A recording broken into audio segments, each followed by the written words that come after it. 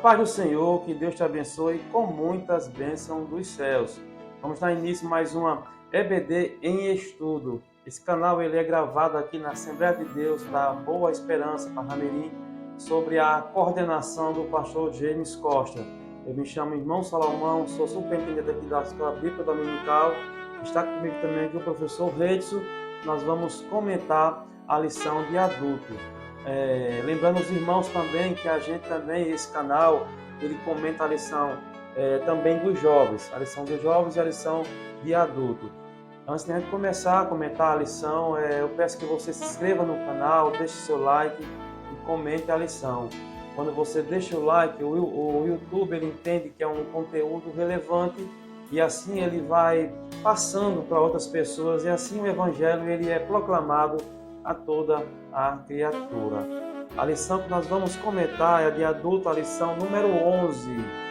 Ela tem como tema a visão do templo e o milênio. O texto áureo, que é a primeira base da lição, que se encontra lá em Isaías, capítulo 6, versículo 3, que diz assim: E clamavam uns para os outros, dizendo: Santo, Santo, Santo é o Senhor dos exércitos. Toda a terra está cheia da sua glória. A verdade prática que diz assim: o traje à santidade divina traz destruição espiritual. A santidade de Deus é a expressão máxima de sua glória. O textuário foi a primeira base. A segunda base que se encontra lá na leitura bíblica de classe, em Ezequiel, capítulo número 43, do versículo 1 ao versículo de número 9. Eu peço que você leia com seus alunos, é de suma importância essa leitura, é o que vai dar base ao estudo dessa lição. A lição, a gente gosta de comentar sobre isso, porque a lição ela tem 3 objetivos, e cada objetivo ele está subordinado ou ligado a cada tópico da lição. Eu vou citar aqui o primeiro objetivo da lição, é mostrar que a revelação de Ezequiel após a restauração. O segundo objetivo é identificar o templo do milênio. O terceiro objetivo é relacionar o templo do milênio com a santidade e a glória. A introdução vai nos falar que, depois das visões e dos diversos discursos contra o templo e contra a cidade de Jerusalém em Ezequiel, os oráculos divinos substituem ameaças e castigo por bênçãos futuras. Quer dizer, após a revelação que Deus mostra a Ezequiel, mostrando a condição de que, como Israel se estava naquele tempo. Então, após isso, a gente vê aqui as ameaças e o castigo, ele muda para as bênçãos futuras. Então, a restauração espiritual de Israel, como profeta, anuncia para um futuro distante, certo? Então, tanto esse quadro muda para as bênçãos, que a palavra-chave é santidade. Então, a gente vê que na introdução, a gente vê que a santidade, a gente vai ver ao longo da lição, ela vai nos mostrar que é o fator primordial para que haja mudança, para que a glória de Deus, irmão Reis, voltasse para o templo. É isso? Exatamente. Então, vemos aí que agora, a partir desse capítulo, né, a temática ela muda, né? O que antes mostrava a prostituição do povo, a glória saindo do templo, os castigos, as ameaças, né? Agora começa a ver as bênçãos que Deus reservava para o seu povo, né? As bênçãos futuras. Verdade. Então essa lição vai falar justamente dessa restauração do templo nessa época do milênio, né? Sobre esse futuro, né? Que ainda vai se concretizar no milênio, como nós iremos estudar nessa lição. Então, no primeiro tópico aqui da lição, ela tem como tema sobre o que vem depois da restauração. Então, essa restauração que o comentarista ele fala está se referindo à lição 10, que foi a restauração nacional e a restauração espiritual de Israel, né? Que é comentado nos capítulos anteriores a esse que nós estamos estudando nesta lição. Então, o que é que vem depois deste período de restauração de Israel. Essa restauração como nação e essa restauração espiritual do povo, né? E aí vamos falar justamente mais sobre o templo nesse período do milênio. Então, a primeira ponto aqui do primeiro tópico vai falar a porta oriental do templo. Os capítulos 40 a 42 descrevem o complexo do templo. Então, esse primeiro capítulo, do 40 a 42, ele vai descrever, o qual que nós não iremos fazer todos os detalhes, porque é longo, mas ele vai fazer a descrição aqui do templo, né, desse templo futuro que vai existir. Então, ele vai falar sobre os espaços, as dimensões, a área desse templo.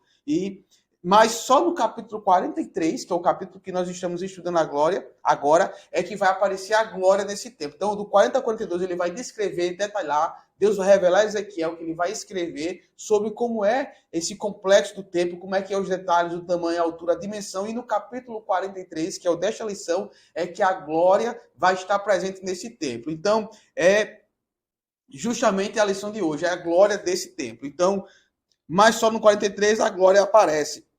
Na descrição do templo de Ezequiel, que é no 40 ao 42, é levado a porta que olhava para o caminho do Oriente.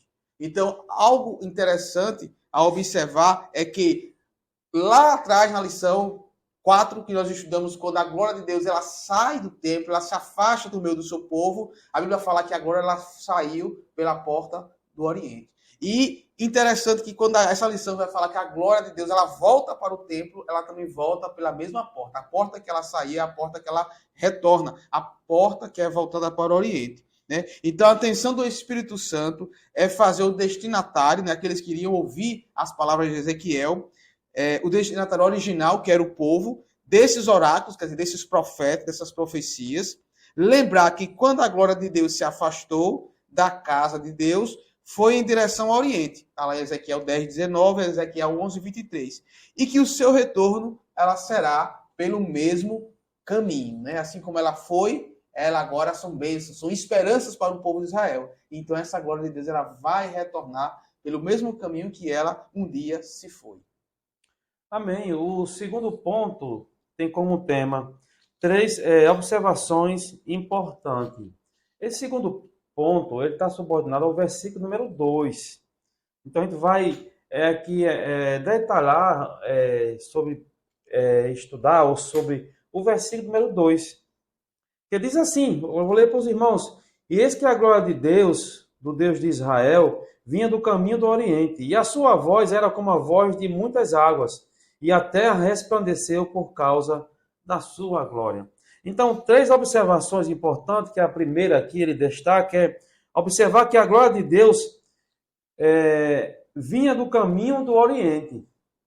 Como o irmão Reis falou, no capítulo anterior, você vê que a glória de Deus saiu do Oriente, em direção ao Oriente. Ela volta pelo mesmo caminho agora. Não é isso, irmão Reis? Exatamente. Pelo mesmo caminho. Quando ele fala aqui, quando Ezequiel recebeu a incumbência de anunciar a destruição do templo e a queda da cidade de Jerusalém, ele viu o afastamento da glória de Javé para o Oriente, como sinal de sua retirada no meio do povo. Então, a saída saiu pelo Oriente, entendeu? Aí ele fala aqui, o profeta já havia visto essa revelação inaugural lá em Ezequiel 1:24. Ele fala sobre isso. Outro destaque, outra observação, ele fala que a terra resplandeceu por causa da sua glória. Isso faz lembrar da visão do profeta Isaías, lá em Isaías 6, o versículo 3, fala sobre isso. Essa foi a segunda observação que ele destaca aqui na lição. A terceira observação que ele fala, que ele diz, é a voz como de muitas águas, dentro do versículo 2, certo? É uma expressão metafórica para indicar o grande poder de Deus, certo? Então, olha só, são 3 observações dentro do versículo 2, que é muito importante para que a gente possa entender ao longo da lição, certo? Ele diz aqui, esse ser da visão do profeta, como a semelhança de um homem, é o Messias pré-encarnado, certo? Ele vai dizer que lá em João, capítulo 1, versículo 14, ele fala aqui, E vimos a sua glória como a glória do unigênito do Pai, cheio de graça e de verdade.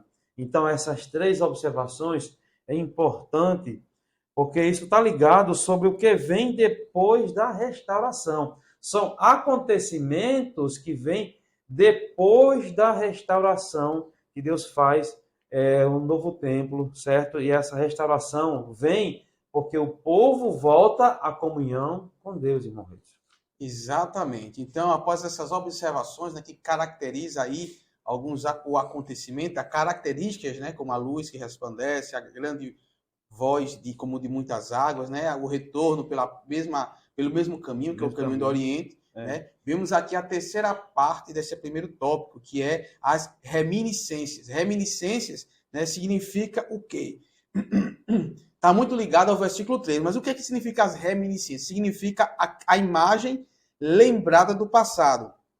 O que se conserva na memória. Então, ao ler o versículo 3, nós vamos observar que, assim como as primeiras visões proféticas de Ezequiel, o qual ele recebe às margens do rio Quebar, né, é da mesma forma que acontece no início das primeiras visões, ela vem a acontecer nesses últimos acontecimentos. Por isso que o comentarista ele dá esse título, né? E aí ele vai falar justamente aqui no versículo 3.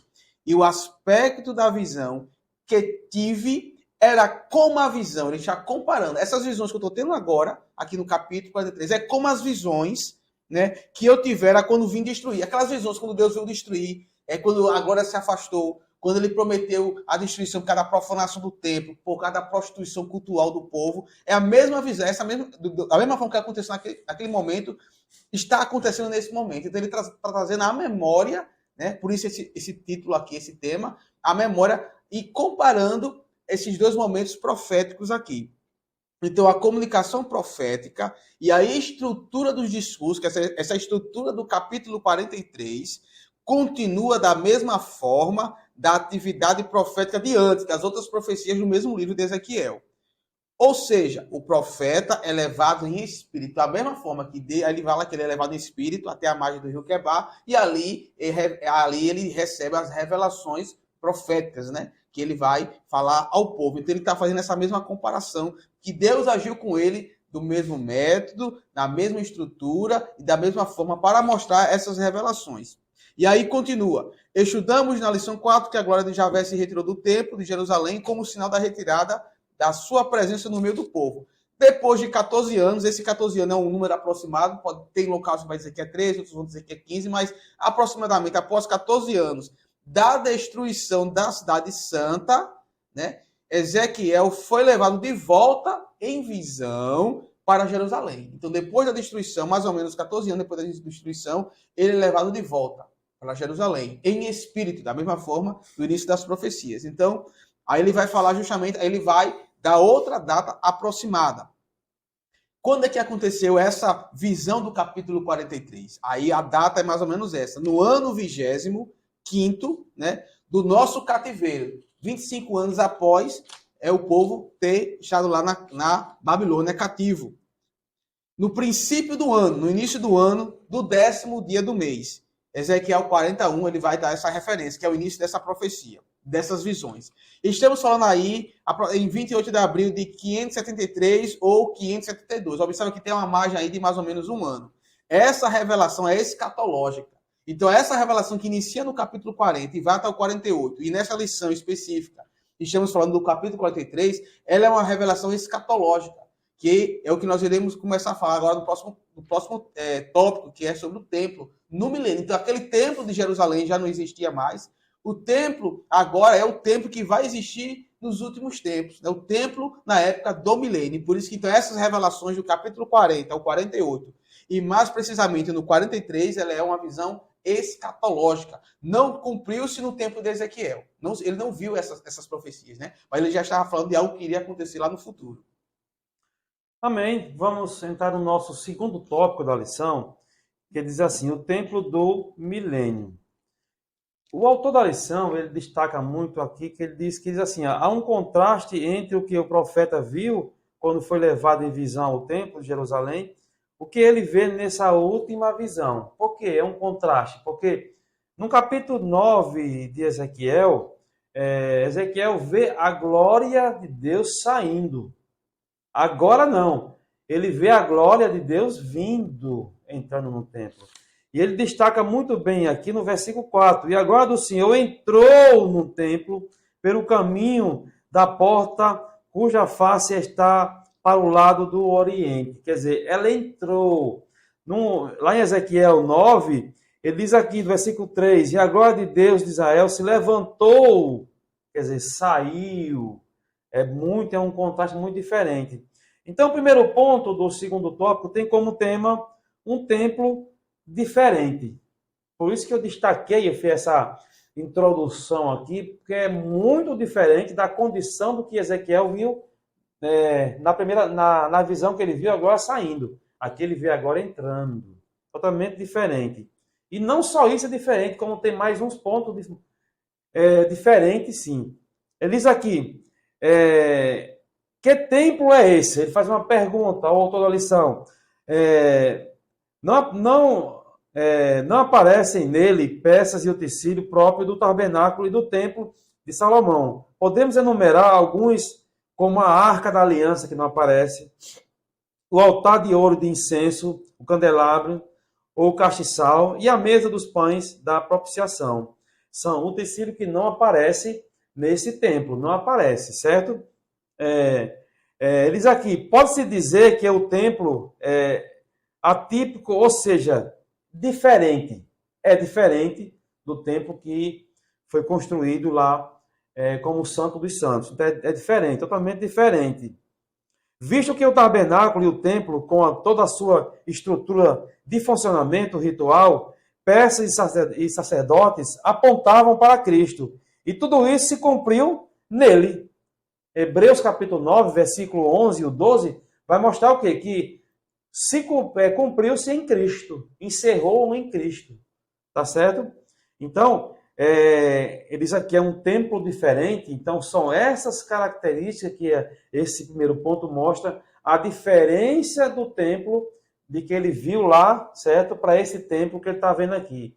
Por isso que o professor Reis falou aqui que é uma visão futura que vai acontecer, irmão Reis. Exatamente. Então vimos aí que esses utensílios que havia naquele templo de Salomão, como a arca, como a mesa, o candelabro, né? Nesse novo templo, que é o templo do milênio, ele não mais existe, né? Como foi falado aqui, nesses rituais não é mais presente. E aí, já pegando o gancho, já dando uma continuidade a essa mesma temática, né? Vai ter o segundo tópico, o segundo ponto, que é uma dispensação diferente. O que é dispensação? Dispensação são períodos, né? E aí você tem algumas classificações, tem aliança do Antigo Testamento, Novo Testamento, você vai ter os períodos da dispensação, que é a dispensação da lei, a dispensação da graça, a dispensação da inocência dos patriarcas, e a dispensação do milênio, que é a última dispensação, que é essa que nós estamos estudando, o qual este templo ele está presente, por isso que é uma visão futura, né? Então, é uma dispensação diferente. O último bloco do livro de Ezequiel, que é do capítulo 40 ao 48, né? Que são as últimas visões proféticas do livro, foca o novo templo. Não é mais aquele templo de Jerusalém construído por Salomão, não é mais aquele templo da época de Zorobabel ali presente na época de Cristo. É um templo que ainda é uma profecia que ainda vai se cumprir. Né? É o templo do milênio, após o arrebatamento. Então ele foca do capítulo do 40 ao versículo 1. E até o 43, versículo 12, ele vai falar justamente nesse novo templo. E lendo esses capítulos, você vai observar todos os detalhes, né, que não dá tempo, né, de escrever nesta aula. Então, vai falar também sobre uma nova forma de adoração a Deus, que é do capítulo 43, do versículo 13 até o capítulo 46. Esses 3-4 capítulos vai descrever essa nova adoração que vai ocorrer nesse novo templo, que não tem mais esses utensílios, né? Que havia, por isso que é um templo diferente, como foi falado pelo professor Salomão. Então, vai falar sobre a partilha da terra, esses capítulos, vai falar sobre tudo isso aponta para o milênio, o reinado de Cristo, que é quando Cristo ele vem reinar aqui na terra, como Senhor, para dar cumprimento, né? Que ele, como Messias, reinará no templo, né? Como descendente de Davi.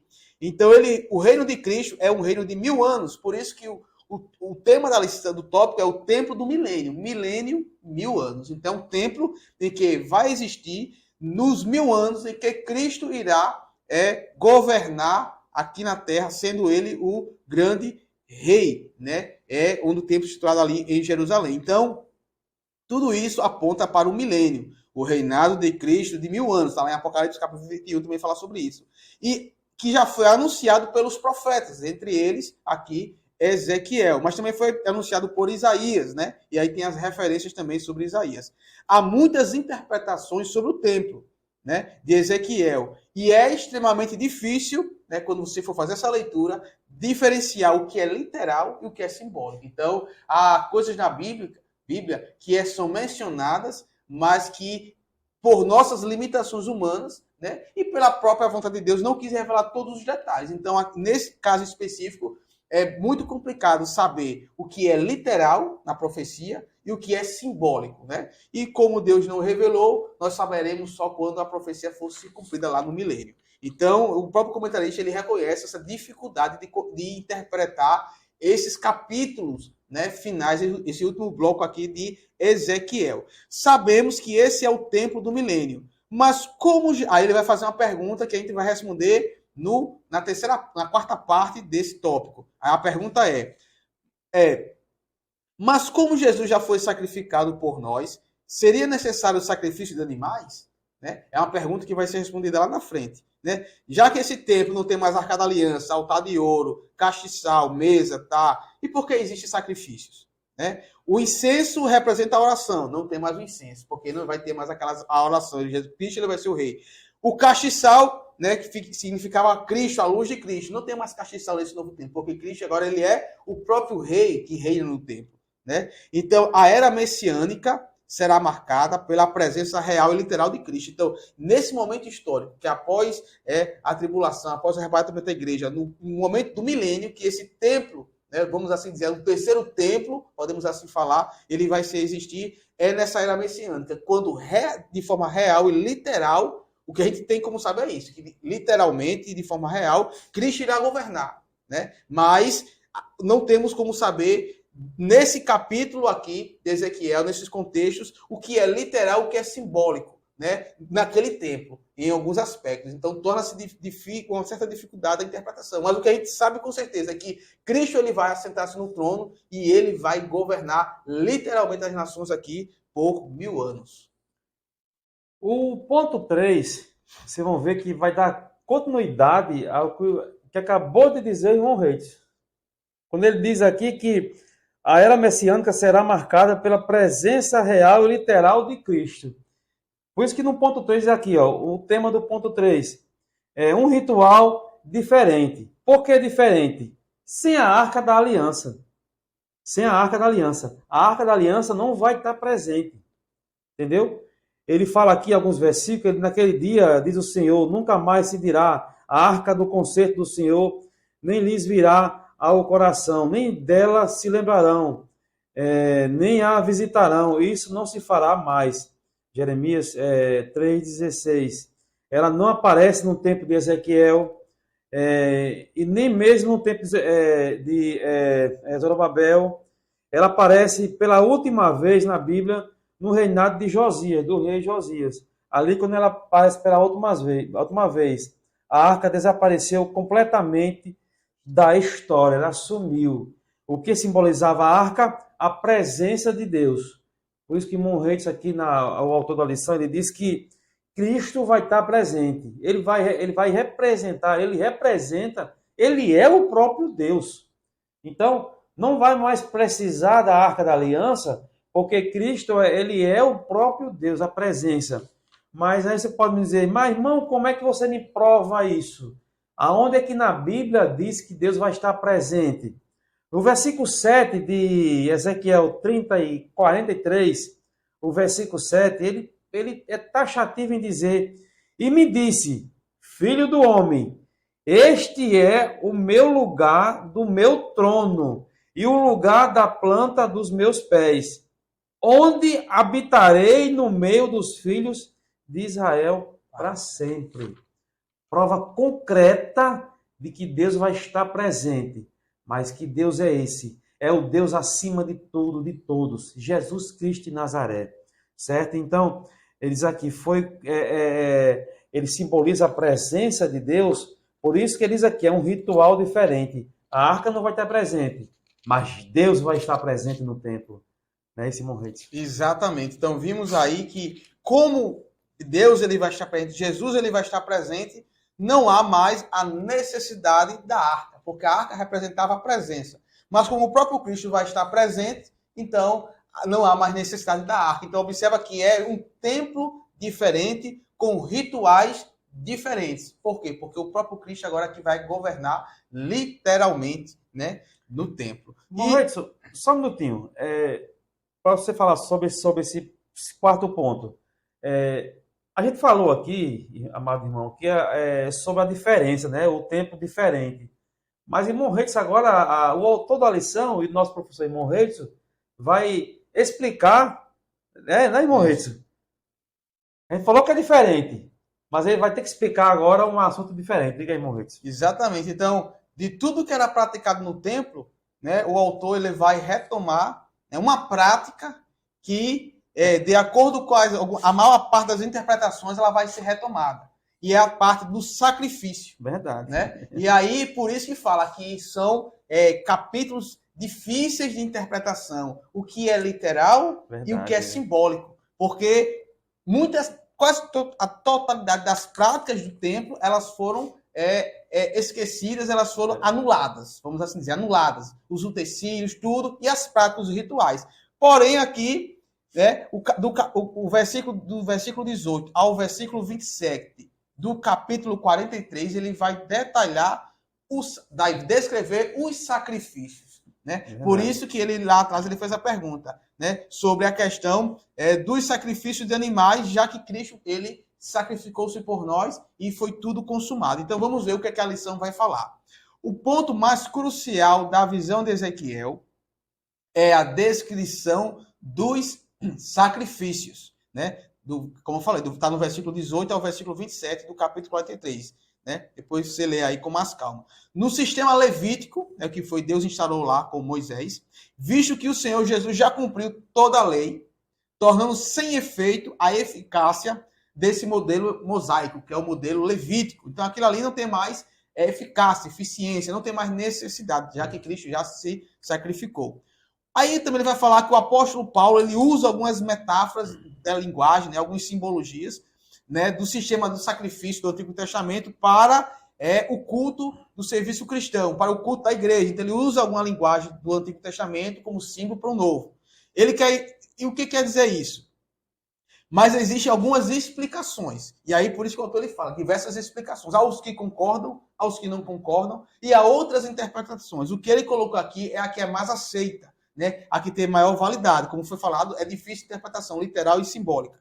Mas existem diversas explicações para os sacrifícios no milênio, em Ezequiel. Então, o que seriam esses sacrifícios? Né? Como seriam esses sacrifícios? Uma dessas interpretações de entendimento, é a principal. Considera o sacrifício como literal. Então, a interpretação que tem maior aprovação, né, ela vai configurar que esse sacrifício que é descrito no templo, lá no milênio, ele é um sacrifício literal.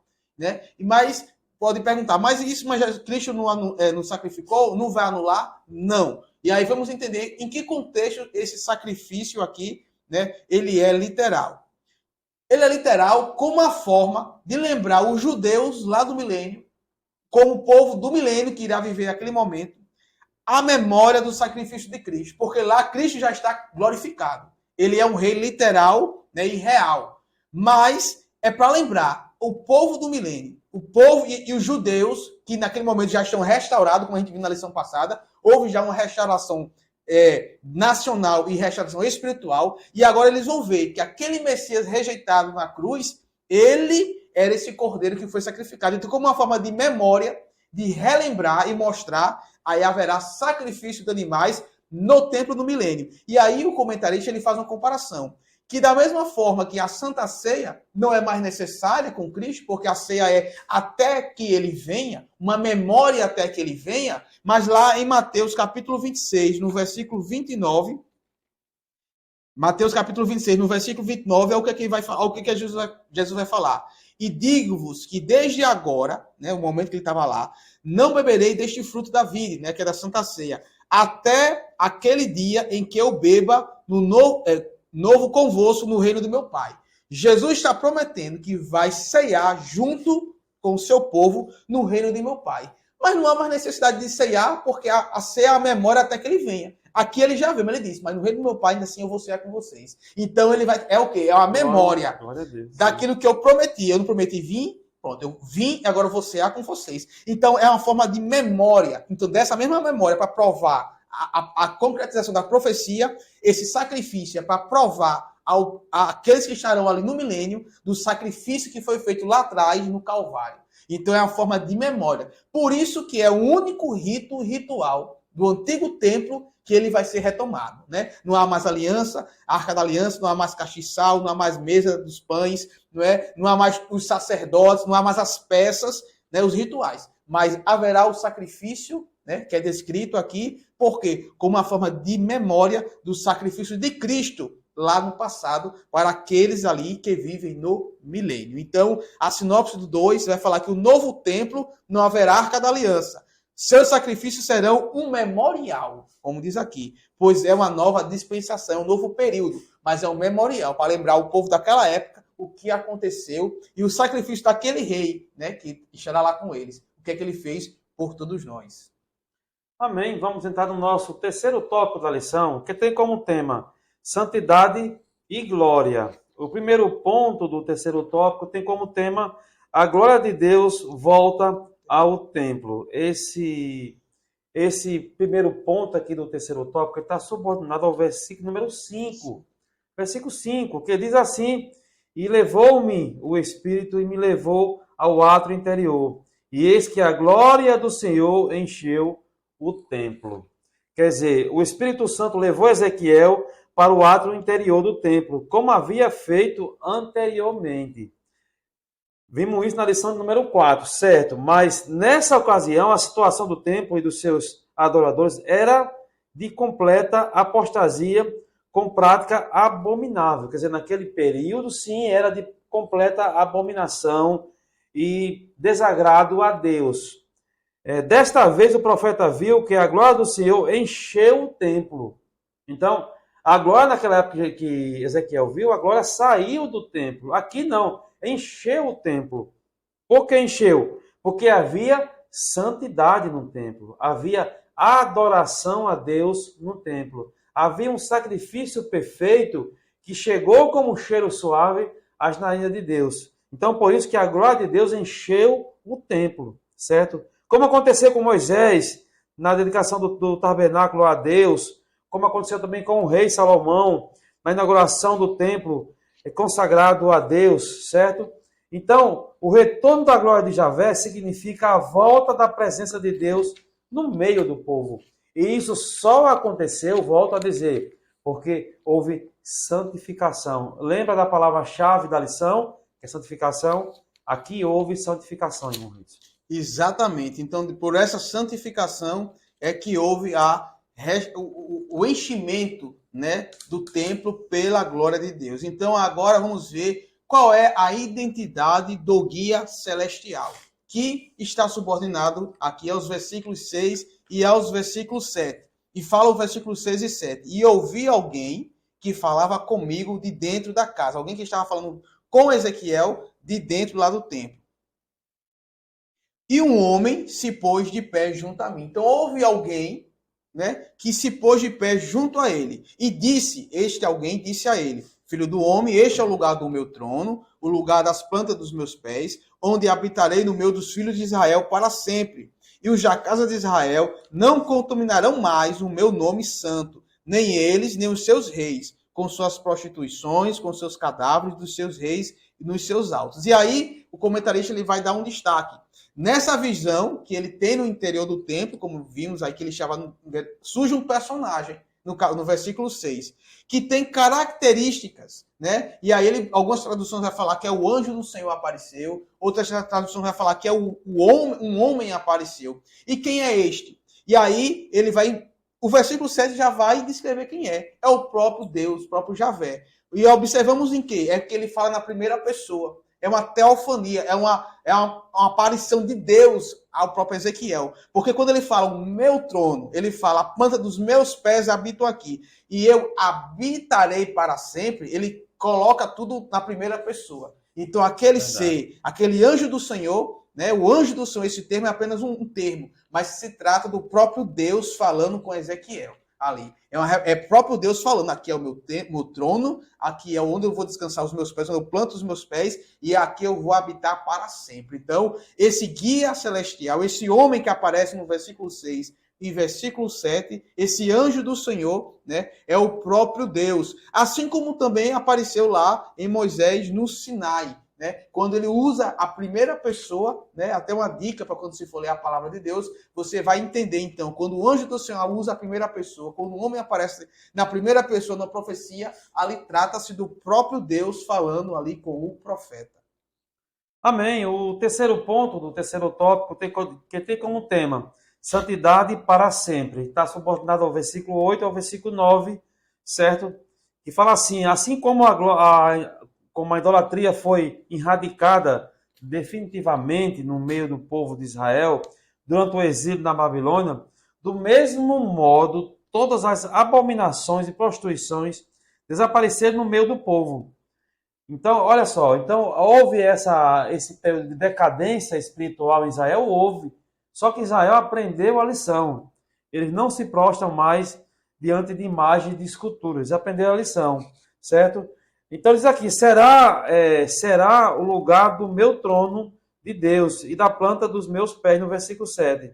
A santidade de Javé é um dos seus atributos mais solenizados nas Escrituras. A Bíblia diz que ele é santo, então importa que quem chegue perto de Deus tem que ser santo. Não pode ter contaminação com o pecado.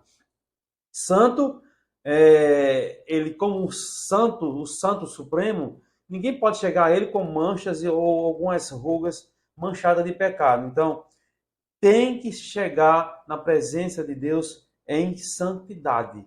É a condição que Deus fala. A Bíblia diz que seguir a paz com todo e a santificação, sem a qual ninguém verá a Deus. É impossível alguém ser salvo se não viver e não andar em santidade. Ele diz aqui a lição: no milênio nunca mais entrará coisas impuras na cidade santa. Em Isaías 52, o versículo 1, fala sobre isso. Isso porque esta é a lei da casa. Olha só, em Ezequiel, no capítulo 43, o versículo 12, eu vou ler para os irmãos que é de suma importância, o versículo 12. Ele diz assim, versículo 12: